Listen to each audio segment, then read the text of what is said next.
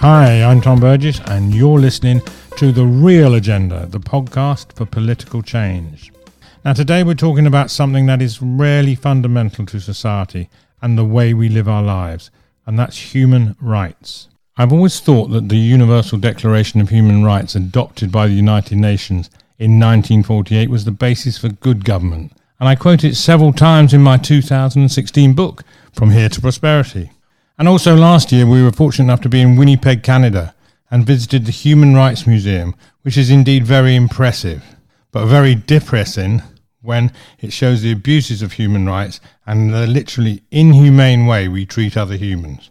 In the shop we bought a book called The Boy Who Was Bullied, a very moving story about the Canadian John Peters Humphrey, a drafter of the United Nations Declaration of Human Rights. Several years ago, I stayed in a hotel in Madrid on business, and in each room they had a mini booklet which contained the Universal Declaration of Human Rights, and I've kept that with me in my work portfolio ever since. In fact, it was with me when I was detained by US Immigration Control, having flown from London in November 2017, when I was told, "This is not your country, you have no rights." Unfortunately, it does not help your own well-being to get into a debate with these armed enforcers. I was subsequently handcuffed and chained and then put in a local jail overnight on a concrete floor with no bed or bedding and the lights on all the time and the constant shouting from other inmates who were not so fortunate as me to be out the next day and on a plane back to the safety of the UK. And now I'm a director of the UK campaigning organisation Taxpayers Against Poverty,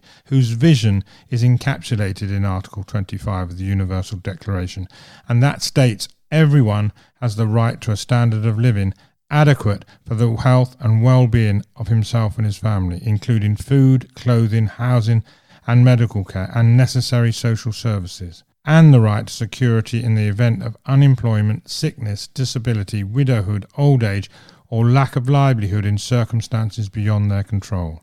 Motherhood and childhood are entitled to special care and assistance. All children, whether born in or out of wedlock, shall enjoy the same social protection. So to find out more about human rights and why we sign up, and yet the Declaration is constantly abused by governments and institutions, I spoke to Francesca Klug. Francesca was awarded an OBE for services to human rights in 2002 and was the joint winner of the Times Justice Award for an outstanding contribution to civil justice in 1998. And whilst at King's College Law School, she advised the then Labour government on the model for incorporating the European Convention for Human Rights into UK law, which then became the Human Rights Act. Francesca was a commissioner on the Equality and Human Rights Commission, where she was the lead commissioner on the Human Rights Inquiry published in 2009. She was a member of the government's task force responsible for overseeing the implementation of the Human Rights Act. She is currently visiting professor at London School of Economics Human Rights and Sheffield Hallam University. Her most recent book, A Magna Carta for All Humanity, homing in on human rights, was published in 2015, coinciding with this anniversary of the Magna Carta in 1215.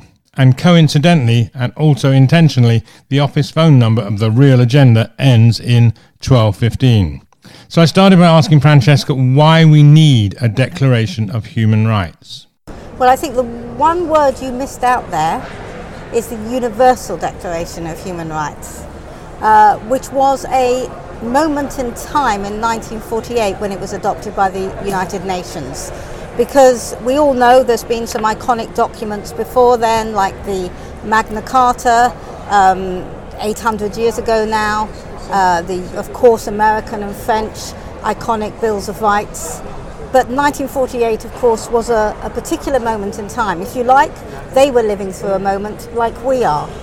And the people from the countries that were free, and it's very important to say this because the whole of sub-Saharan Africa was still under imperial rule in 1948, but the peoples from the countries that were free, in that they weren't under imperial rule, formed the new United Nations, and there was a big push, largely from NGOs at the time, quite prestigious ones, some religious ones, Christian, Jewish, Catholic, organizations and some very famous international human rights lawyers, who many of whom themselves had been refugees from Nazism, to say that the United Nations is going to learn the lessons of the League of Nations, and it's going to stand up for all human beings just because they're human, rather than based on the nationality that they happen to possess and that could be taken away from them at the whim of their governments, and create a declaration that speaks to and for all the people and the peoples of the world, to use some of the language that they invoked. So how did it actually come about then? What happened? Well, the first big push was to persuade the fledgling United Nations, even as it was being formed, even as the Charter was being written in 1948, to include human rights in the Charter. That was the big initial push, because they knew if the phrase human rights was not in the Charter of the UN, it would have no mandate to develop a human rights declaration for all humankind. And that push came during the war.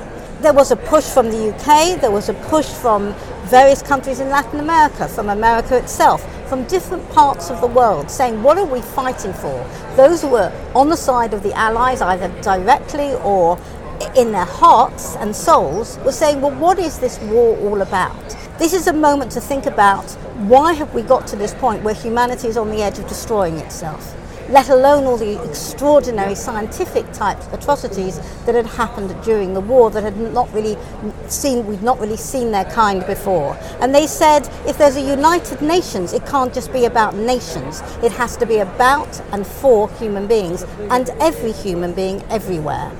That's an important point about the every human being everywhere, because during the process of drafting the declaration, after the Charter had been adopted with human rights inserted in its mandate, and Eleanor Roosevelt, a well-known name, who described herself as a tea bag, do you know that?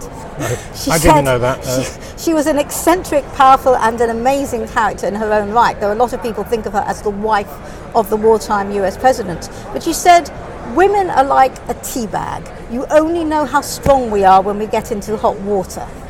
So it was the force of her personality, partly, that brought together an extraordinary group of people, different cultures, different nations, to draft the Universal Declaration of Human Rights under the auspices of a specially convened Commission on Human Rights. But the debates, which I've read most of them, not all of them, there are one or two experts that have read them all, are absolutely fascinating. I know this can sound nerdish, but they speak to right now. They speak to right now, because they were discussing what it is to be a human. They were discussing the need of humans to identify within groups, within communities, even within states and nations, but that there has to be something more than that if we are to live on this planet together. We've got the Universal Declaration of Human Rights, so why don't a lot of governments keep to it, those that have signed up? I think it's first of all a question of understanding exactly what it was. I was about to say that the newly colonized countries like Egypt and India would often embarrass the more established states, and like Britain, France, and actually including America, because they were insisting that if we're talking universal here, it must mean everyone, and it must mean people who are still under colonized rule, who are fighting for their freedom. And after much debate, indeed the colonies, as it were people living in those colonies were included in the Universal Declaration of Human Rights. Of course, America itself had its own little embarrassment in this field, as much of the southern states of America had institutionalized racism, legalized racism and segregation. And Eleanor Roosevelt found herself in a very awkward position at times. But they too had to accept the universality of the document. Universal is the most important word attached to the Declaration of Human Rights. René Cassin, one of the prime authors, who was himself a refugee, a French refugee from Nazism, I think 25 members of his immediate and extended family were murdered by the Nazis in the Holocaust. He said Hitler challenged human equality even before he challenged liberty. So for him, equality was the most important value. And once they started talking about equality, not only did it mean that the Declaration had to apply to all humans everywhere, but it had to include real and meaningful equality. And so what we in the jargon, economic, social and cultural rights, things like a right to a home, to housing, to education, to basic health care, to social security if you're out of work, to employment, were included in the Universal Declaration of Human Rights in 1948. Now, how radical was that? The idea that all human beings everywhere have basic entitlements, that there should be an international body responsible for overseeing that, because governments, states could not be trusted, democratic or otherwise, not to take away the rights of minorities in particular, and that all human beings had to have real equality, not just the formal equality of the Enlightenment Bills of Rights, but real equality, which meant certain fundamental economic and social and indeed cultural rights. Why haven't governments done that? Well, do you really need me to answer? Of course, this was an aspirational document. It's not legally enforceable, though it's led to 20-odd legally enforceable treaties and many, many other declarations so that's and why UN bodies. The UK has its own Human Rights Act. Well, the European Convention on Human Rights, if anyone ever read its preamble, instead of what we read in the press, makes it absolutely clear that it is the European embodiment of the Universal Declaration of Human Rights. It's often said that Churchill drafted it. Now, this is an uncomfortable thing to talk about because nobody wants to reduce anyone's enthusiasm for the European Convention if they get that because they see Churchill as a great war leader. But actually the British contribution was largely to tone down the Universal Declaration, extract all the economic, social and cultural rights from it, bar the right to education and the right to a home, but it isn't quite the same as a right to housing, and qualify and limit nearly all the rights in the Universal Declaration of Human Rights further than they were already qualified. So the British contribution was, if you like, to anglicise it.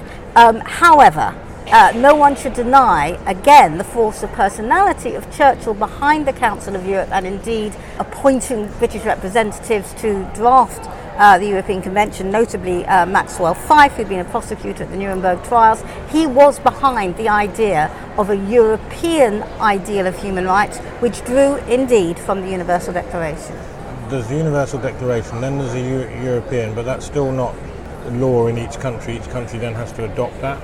Right. Some countries within the Council of Europe, which is a broader body than the EU, but sort of exists alongside it, but separately, they automatically incorporate any treaty, any international treaty they ratify into their law. But in our country, we don't. So we went along, right up until the millennium, the new millennium, without the rights of the European Convention in our law, relying on the Magna Carta, as it were, which doesn't say anything about free speech, doesn't say anything about free conscience, definitely doesn't say anything about discrimination. In fact, in its original form, there were some nice little discriminatory statements in it, particularly in relation to women and Jews, but that's not surprising. It was a medieval document. Finally, so what used to have to happen is to access our legal rights under the European Convention, people would have to wait the 8 to 10 years often to get to the European Court of Human Rights. There's a wonderful dead case law under the European Court of Human Rights, i.e. of people who'd already died by the time their case got there. So finally, the Labour government in 1998 incorporated most of the European Convention into our law under the Human Rights Act. And it was interesting that they chose to label that a Human Rights Act. They could have done what Canada did, for example, when they incorporated the equivalent treaty, international treaty, into their law and added a few bits and pieces and called it the Canadian Charter of Human Rights. And there's an argument that if we'd called the Human Rights Act the British Bill of Rights, maybe people would have connected to it more. On the other hand, by calling it the Human Rights Act, it labelled it what it actually is, which is rights because we're human, not just rights because we're citizens. And the idea that all humans have certain entitlements just because they are human is the treasured idea that comes from the Universal Declaration. So some of the basic things in the Universal Declaration, and I guess carried through to the Human Rights Act, are not really followed through by government. I mean, in terms of housing and right to health, welfare, and so on. Well, I think we all miss a trick when we think of the Universal Declaration and all the treaties, including the European Convention that came out of it, and indeed our own Human Rights Act. When we think of it as purely a legal document, purely granting legal rights, and then, surprise, surprise, the government finds for various reasons it doesn't want to grant them, at least not to everybody, and at least especially if they cost money.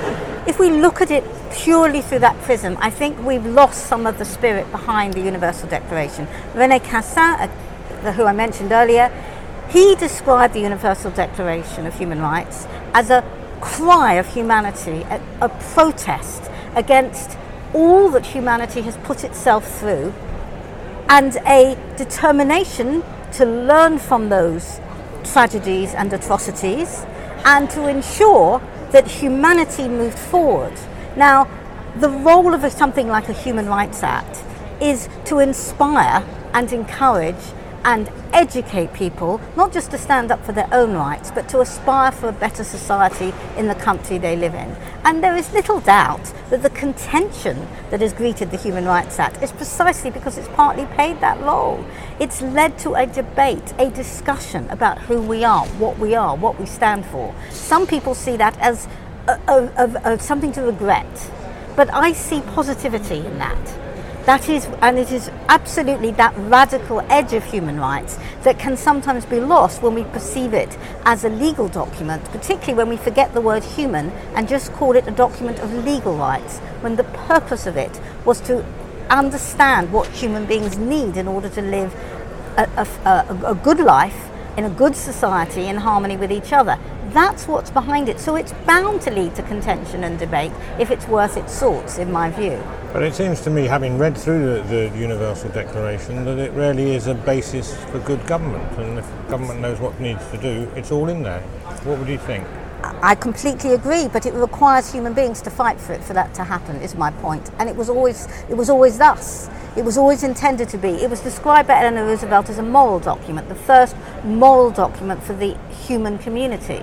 So, if you describe something as a moral document, if you describe something as a document of protest, it tells you that it's only going to work if the human beings who it's written to. I mean, the Universal Declaration talks about the people and peoples of the world. It addresses the people of the world before it addresses governments, and it's quite clear in the preamble that unless humans take it to their heart and fight for it, this ain't going nowhere. So where humans have fought for it, for example, in South Africa, the Freedom Charter was very influenced by the Universal Declaration of Human Rights. And Nelson Mandela, he wrote eloquently at the 50th anniversary of the UDHR, we now just experienced the 70th, at the 50th he wrote about the personal inspiration it gave him in 1948, just as apartheid was being introduced into South Africa. So the government wasn't just listening to it, it was doing the absolute opposite, having said that, to what was enshrined in the Universal Declaration, although South Africa abstained from it. It was one of 5 countries in the world that did not pass the Universal Declaration of Human Rights, it abstained.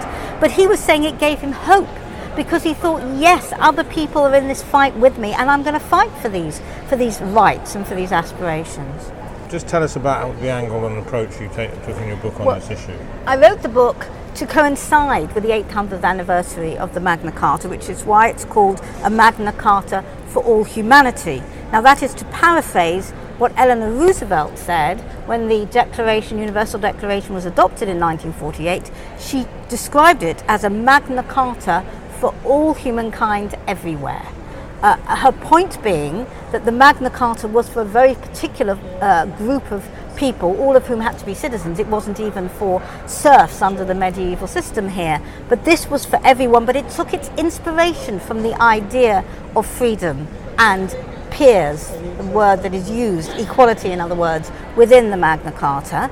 And so I wanted to make the point that great as the Magna Carta was in its time in many ways, and iconic as its inspiration has been, that in the jubilation that this country was going through whilst we were congratulating ourselves on our 800-year document, we were at the very same time threatening to withdraw from the European Convention on Human Rights and start a domino effect of countries thinking they could rip up these treaties and charters, and it didn't matter if they did. Why would we want to withdraw because it's onerous on states, and there's a discourse which matches our times completely, that universal human rights are part of globalism.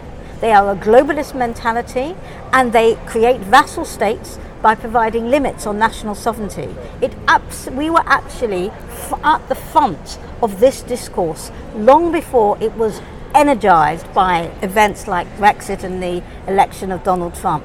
I was trying to say that it's a very dangerous game we're playing here, that this was a remarkable achievement only 70 years ago, not 800, but 70 years ago when the Universal Declaration was drafted. It's not perfect, there were things it left out, it is not applied all over the world, as you said, but it stood as a landmark, a standard to achieve, and we rubbish it at our peril, was my point.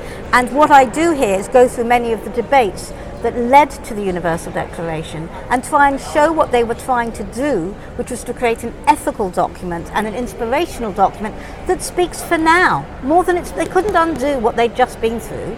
The Second World War was over. They wrote it for us now, and it's right now that we need it most. Particularly here in this country, where we've got like 14 million people in poverty, it seems quite clear that we're not taking this sort of thing seriously. And it's not the number one priority, and from that matter, the climate change as well. Absolutely. These are so critical. Absolutely. Well, you saw how Philip Alston, the UN Special Rapporteur on extreme poverty, he's a creature of the Universal Declaration of Human Rights. Every one of those UN positions, committees, special rapporteurs, they all flow from this amazing document. It has had impact to that extent. When he talks about poverty here or in the United States, he's ridiculed, rubbished and insulted and told he's interfering in our national discourse. That's what we have. They will win, the people who agree with that, unless we, the people, stand up and fight for the achievement of the Universal Declaration of Human Rights and understand it belongs to us, not them. But it does require us to wake up and understand that, and I try and trace the debates, the ethical debates as much as the legal debates, that led to it and then followed it, including our own vexed debate here over the Human Rights Act and whether we should withdraw from the European Convention, which, by the way, is not over, because we've already had warning from people close to and within government that when we've left the European Union, they will return to this issue of the impact of the European Convention on Human Rights on our national sovereignty, as they would see it. What I would like to do, and you started to touch on it about us standing up for this, it's what can we the people do to take action on this and protect human rights and promote human rights so that they apply to all humans. What can we do? On the 70th anniversary of the Universal Declaration of Human Rights, I happened to be in Paris, and I got out at the Gare du Nord, and all over the Gare du Nord with huge banners, one from each article of the Universal Declaration of Human Rights, celebrating the 70th anniversary in the People's Station, done by the People's Mayor. We need those of us who are on this side to be taking this kind of action. We need to bring it to people so they understand what it is. That's here in the UK I'm talking about. And we need there have been developments since the Human Rights Act was introduced. For example, the idea of rights respecting schools, the 3 R's. UNICEF took this up, and there are a number of schools where they do learn now about the Universal Declaration of Human Rights, not because of the national curriculum, but because they've adopted this UNICEF initiative, and they learn about the UN Convention on the Rights of the Child, which is another product of the Universal Declaration.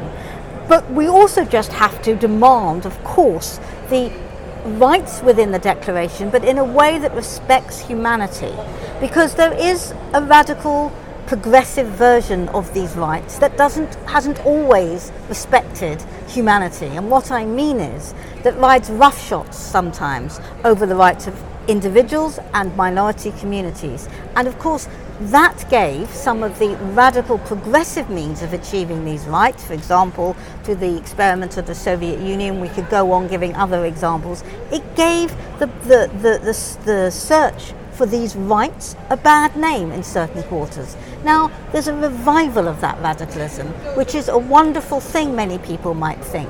But I would really advise that movement to take note of the Universal Declaration of Human Rights and its insistence, as Judge Brenda Hale said in an early British case under the Human Rights Act, that it is the job of all human rights instruments to make us understand that democracy values every individual equally, even if the majority don't.